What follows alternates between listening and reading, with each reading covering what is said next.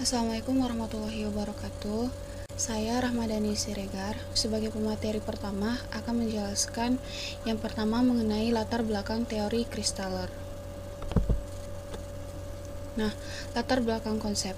Latar belakang teori ini dimulai dari Kristaller itu sendiri. Kristaller itu sendiri merupakan seorang geograf yang berasal dari Jerman yang di tahun 1933 ia menerbitkan sebuah gagasan yang dituangkan dalam bukunya yang sekarang dikenal dengan Central Place Theory atau teori tempat sentral. Nah, teori ini menekankan untuk menjawab pertanyaan apakah sebenarnya yang menentukan banyak, luas, dan persebaran kota itu. Teori ini berusaha untuk menggambarkan suatu keadaan di mana sebuah daerah dapat menjadi sebuah pusat atau sentral yang berhubungan serta memberikan dampak bagi pemukiman atau kota-kota di sekitarnya, sehingga daerah pusat atau sentral tersebut menjadi pusat kegiatan yang menyediakan berbagai macam barang atau jasa bagi daerah di sekitarnya. Kemudian yang kedua ialah konsep Central Place Theory. Nah, dalam konsep ini memiliki dua hal yang utama, yakni range dan threshold. Kristaller ini ngebayangin nih gimana sih suatu wilayah yang memiliki penduduk yang merata itu bisa membutuhkan berbagai barang dan jasa, misal makanan, minuman, pelayanan kesehatan, dan lain sebagainya. Nah, range di sini itu ialah sebuah jarak yang perlu ditempuh oleh orang untuk mendapatkan barang yang dibutuhkannya. Sedangkan threshold itu sendiri ialah jumlah minimum penduduk yang diperlukan untuk kelancaran atau kesinambungan dalam mensuplai barang. Nah, di sini coba kita bandingkan dengan kasus sebuah toko kecil dan sebuah toko emas. Di sini untuk toko makanan dan minuman agar laku, dia tuh nggak perlu gitu jumlah penduduk yang banyak. Namun untuk toko emas membutuhkan threshold yang lebih besar. Artinya kota-kota yang tersebar di daratan sebagaimana yang dibayangkan Kristaller tadi disebut dengan Central Place Theory. Kota-kota tersebut akan menyajikan berbagai barang dan jasa untuk wilayah di sekelilingnya dengan membentuk suatu hierarki untuk melayani permintaan tempat-tempat kecil yang tersebar luas. Disediakannya barang dan jasanya itu ialah tingkat rendah.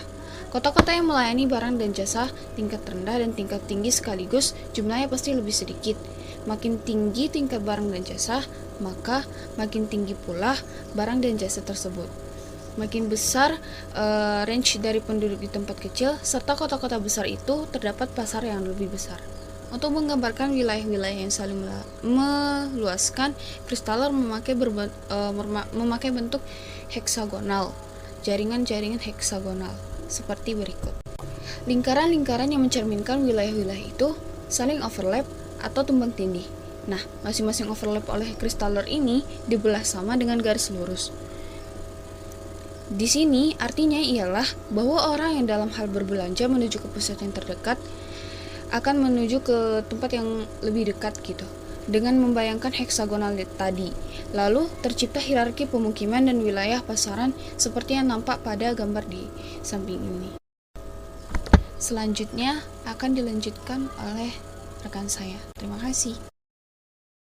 Assalamualaikum warahmatullahi wabarakatuh. Nama saya Anindita. Di sini saya akan menjelaskan mengenai struktur hexagonal Central Place Theory. Yang pertama ialah Market Optimizing Principle. Dalam Market Optimizing Principle dikatakan bahwa struktur dari pemukiman dan juga kota akan mempengaruhi para konsumen. Dengan kata lain, mereka ingin terus berada di dekat para konsumen untuk meminimumkan perjalanan. Hal ini diistilahkan oleh Kristaller dengan sistem K sama dengan 3 yang bisa kita lihat pada gambar bahwa A, B, dan C adalah pemukiman yang besarnya sama, sedangkan X adalah pemukiman yang memiliki aras atau level yang lebih kecil. Pemukiman A melayani 6 pemukiman yang lebih kecil dengan masing-masing memilih untuk menggunakan 3 pemukiman yang lebih besar, sehingga rata-rata 1/3 dari setiap pemukiman kecil memanfaatkan pemukiman yang lebih besar. Pola yang diciptakan oleh prinsip pemasaran ini sangatlah efektif bagi pengiriman jasa dan barang, akan tetapi tidak bisa dikatakan efektif bagi jaringan transportasi, dikarenakan rute-rutenya yang tidak menghubungkan pusat-pusat tingkat atas dan pusat-pusat tingkat bawah. Selanjutnya, yang kedua ialah Traffic Optimizing Principle. Pola yang digunakan pada prinsip ini jauh lebih efisien karena rutenya yang menghubungkan pusat-pusat tingkat atas dengan pusat-pusat tingkat bawah. Pada dasarnya, tempat-tempat pusat yang tidak hanya menyediakan barang dan jasa pribadi juga memiliki fungsi sebagai penyaji pendidikan, hiburan, tempat seni, taman, dan lain sebagainya. Dalam prinsip ini, Christaller menciptakan Traffic Principle atau K sama dengan 4 dan Administrative Principle atau K sama dengan 7 yang masing-masing memperlihatkan pola-pola hierarki yang berlainan. Traffic Principle dapat diterapkan pada wilayah di mana ongkos transportasi dinilai sangatlah penting. Sedangkan bagi Administrative Principle dapat diterapkan pada wilayah yang di mana sistem pemerintahannya telah maju. Assalamualaikum warahmatullahi wabarakatuh. Perkenalkan, nama saya Adi Hadiansyah. Di sini saya akan melanjutkan pembahasan mengenai Administration Optimizing Principle serta indeks sentralitas. Administration Optimizing Principle dapat diterapkan pada wilayah-wilayah di mana sistem pemerintahan pusatnya telah maju.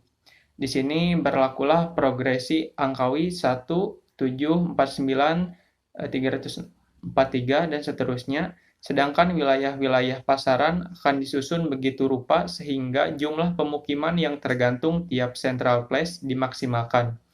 Ini akan mengurangi loyalitas yang ada sehingga suatu pemukiman kecil diatur oleh pemukiman lainnya yang lebih besar.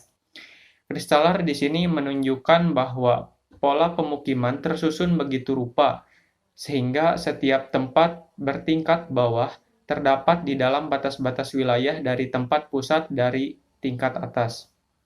Tindakan umum jika tempat-tempat pusat tingkat bawah di luar dari batas-batas tempat-tempat pusat tingkat atas, karena ini akan menyulitkan tata kerja pemerintahan daerah. Dalam prinsip pemerintahan optimal ini, terdapat sistem K sama dengan 7. Yang selanjutnya adalah indeks sentralitas. Di Jerman Selatan, Christaller berusaha keras untuk menemukan bagaimana cara membandingkan suatu sistem tempat pusat nyata dengan teori. Dengan menemukannya akan diperoleh suatu ukuran mengklasifikasikan kota-kota yang ada di dalam berbagai bagian dari tingkat bawah dan atas. Diusulkannya sejumlah indikasi yang dapat menilai besar kecilnya fasilitas yang disajikan oleh suatu kota, misalnya untuk toko bahan makanan dan minuman, misal nilainya 10, sedangkan toko emas 30, rumah sakit 50, dan seterusnya.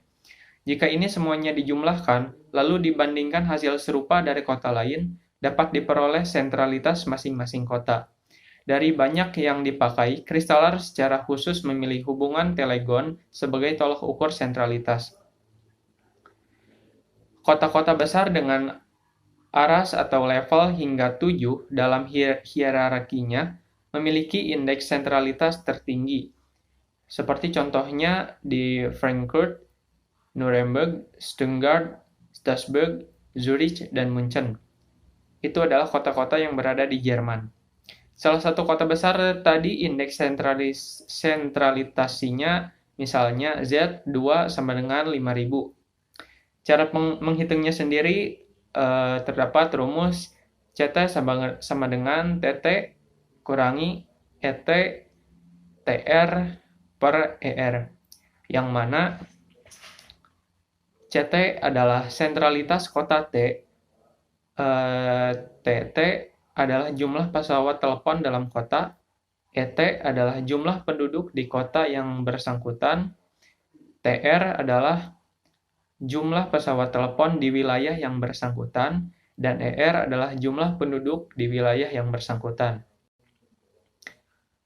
Misalnya contoh soalnya seperti misalnya kota yang bersangkutan berpenduduk 100.000 jiwa dan jumlah pesawat teleponnya 25.000 buah. Padahal di wilayah seluruhnya atau kota dan kawasan sekelilingnya berpenduduk berjumlah 250.000 jiwa.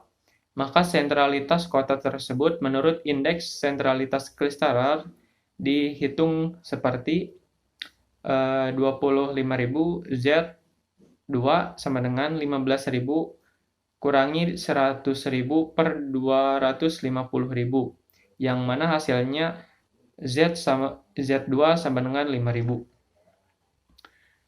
Kemudian Christaller menyimpulkan bahwa sistem sentral di Jerman Selatan ternyata didominasi oleh prinsip optimalisasi pasaran.